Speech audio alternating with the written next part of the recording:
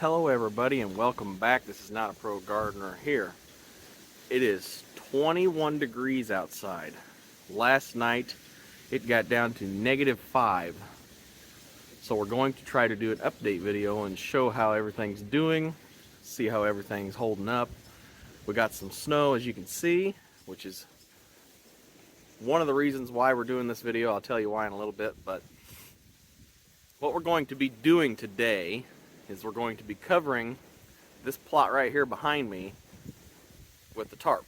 To tarp it, we're going to use the tarp to extinguish this cover crop that we planted in here. And I think it was October, around October. It has held up pretty good so far, and in order for us to be able to plant our onions and cold season crops, you know, at the end of February, I believe, is whenever I get to it, we need to tarp this roughly 6 or so weeks before then. And I'm doing it just a little bit earlier than that because it's so cold and the weather is going to be really cold for the next couple weeks. Whenever it's cold like this, it takes longer for the material to break down.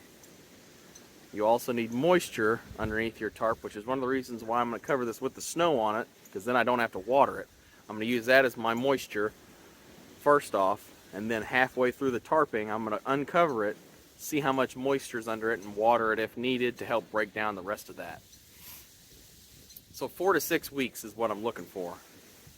And at the beginning of January we like to seed start our onions, and 6 weeks after that, 6 to 8 weeks, we will plant those in the ground.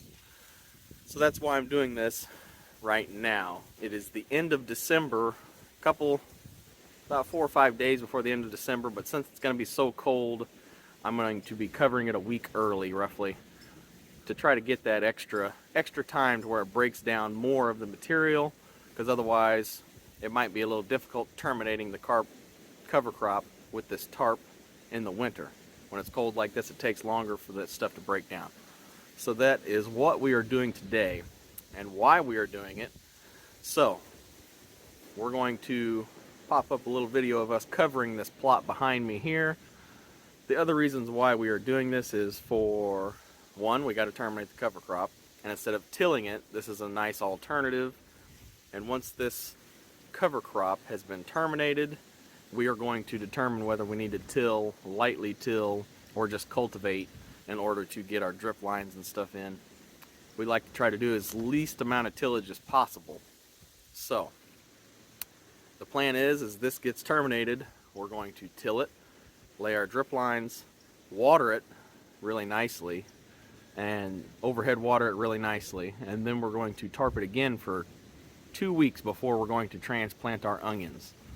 That way we can kill any extra weed seeds that we have stirred up, and then we should be one step ahead of the weeds, which is a very good start to the season. It's going to act as a placeholder until we are ready to transplant any of our cold season crops, which the first one should be our onions. Now, we're going to go ahead, take you over and show an update of the other that lettuce we planted in that raised bed. I covered it with plastic. My internal thermometer, I'll tell you what that read when we get there, and we'll see if anything survived. My hopes ain't very high because that is super, super cold for anything to even have a chance. So let's go ahead and check it out.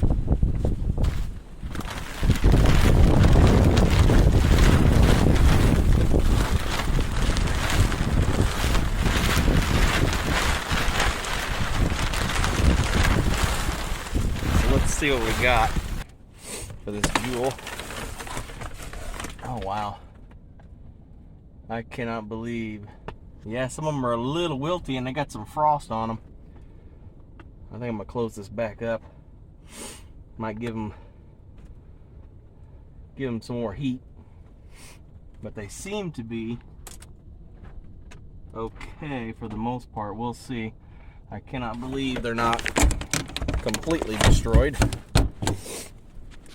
As you can see, that little temperature probe I had in there, it said it was 18 degrees in there when it was below 20 degrees outside. 18 degrees in that little hut, and I think the moisture or the humidity was like 60 something, so that helped a lot, I'm sure.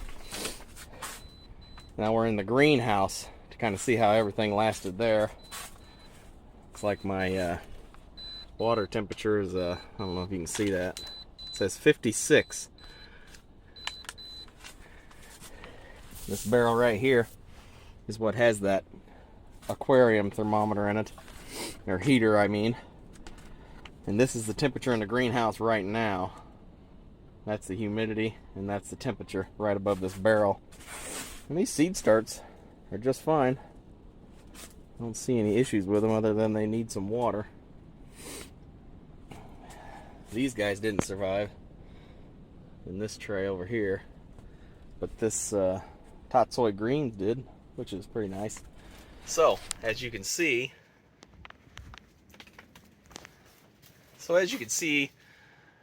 everything, some things survived, some things didn't, but everything seems to be doing okay, which is mind-boggling. Other than that, this greenhouse seems to be doing fine with that aquarium heater, and proof's in the pudding. I mean, these things work. If you take advantage of them, they can help you out a lot. And as you can see, my little thermometers I have in here from, I think they're Grove hydrometers.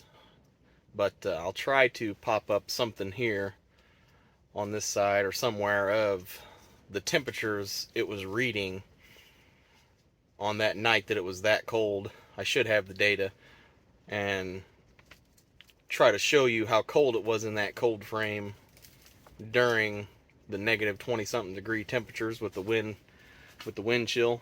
That's crazy. And we're gonna go ahead and get everything watered up, and we'll see you next time out here in the garden. This is Not a Pro Gardener here. Have a great